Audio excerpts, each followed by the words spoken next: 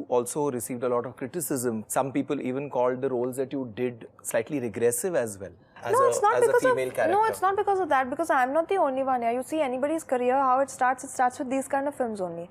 After 7, 8, 9, 10 years, then they go into the whole woman-centric or, heavier roles and stuff. So I'm not the only one. I guess people also told me because they had that expectation from me.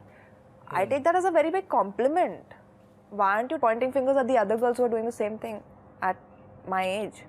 So, I take it as a very big compliment. They should have that expectation from me. It kind of drives me to do better and better and better. Now the time has come. You even forget the items that have come which are derogatory or which are nasty.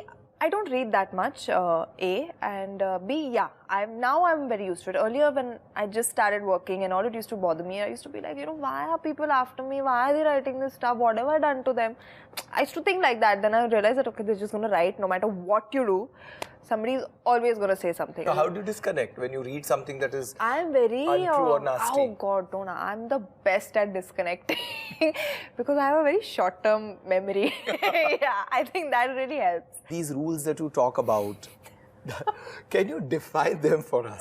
No, they're indefinable.